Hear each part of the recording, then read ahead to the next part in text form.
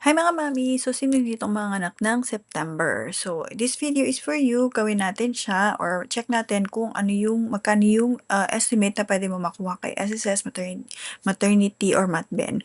So, I'll be using SSS Maternity Benefits Calculator.com and pwede nyo akong sundan. Punta lang kayo dito sa site and let's go to step number 1.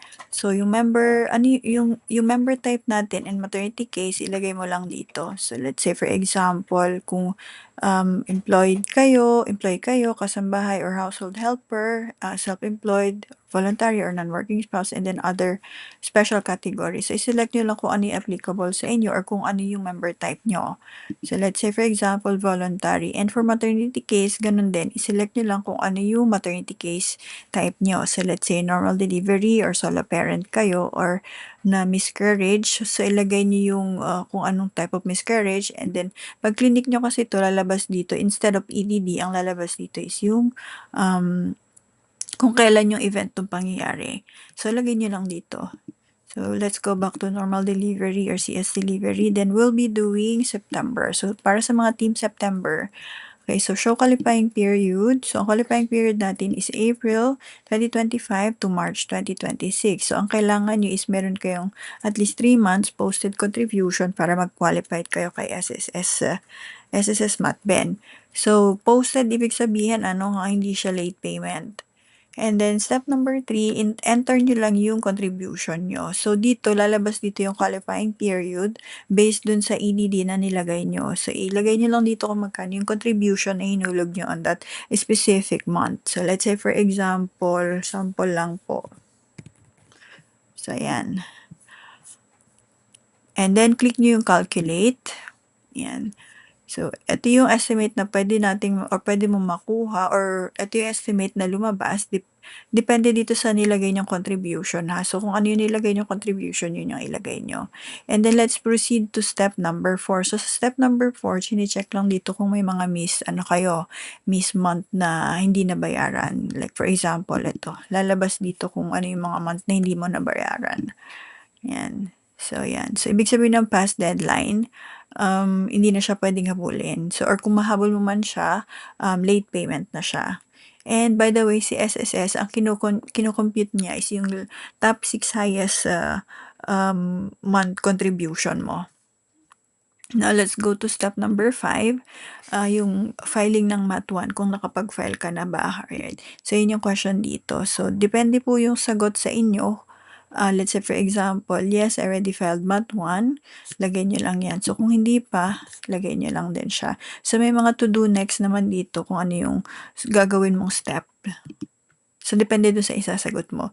And then, may former employer or HR filed it before. And then, may mga follow-up question dito na kailangan mo rin sagutin. And then, based dun sa sagot na ilalagay mo, may mga naman yan. May mga to do kung ano yung next step. So, let's go to yes, I already filed MAT1. And then, did you receive or see confirmation? So, kung may na-receive ba kayo na confirmation, then click mo lang siya. Kung wala, then yan. So, may mga, dito, may mga explanation or to do na kailangan mong i-check or basahin mo lang siya. Then, yes. And then, step number 6, which is yung DAE mo or yung disbursement account. So, kung halimbawa, meron na kayong nai-enroll, yan, click mo lang. Yes, I have an approved DAEM account. Kung wala pa, I enrolled but still pending, then i-click mo lang din siya. Kung halimbawa naman, no, I don't have one yet.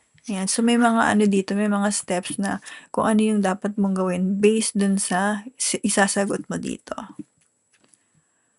And then, does your bank or e-wallet account name matches sa details mo sa SSS? So, kung yes, matches, yan, lagay mo lang siya. Kung halimbawa naman no, then again, may mga kailangan ditong gawin. Mo lang siya, ayusin mo lang siya. So, may mga, naman tayo, what to do next. And then, for step number 7, which is yung MAT2, checklist lang to ha, kasi ang MAT2, pinafile siya kapag nanganak ka na. So, ito yung mga requirements na kailangan mong i-prepared after mong manganak. So, ito yung papasa mo kay SSS. May mga other requirements na hinihingi minsan si SSS and you just have to provide it. And then, sinama rin namin dito yung PhilHealth requirements if ever qualified din kayo for PhilHealth benefits, then yeah, why not isama mo na rin or i-avail mo na rin yung benefits na pwede mo makuha kay PhilHealth. So ito yung mga requirements na checklist natin na pwede mong i-ready or i-prepare once manganganak ka na, right? So by the way mga mommies, if you need extra fund, I have a referral link po dito. I-click niyo lang siya and madadirect kayo kay Union Bank credit card.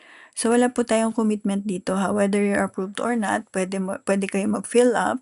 And kung halimbawa na approve kayo, you can use it for your let's say sa panganganak nyo or sa mga gamit ng baby nyo.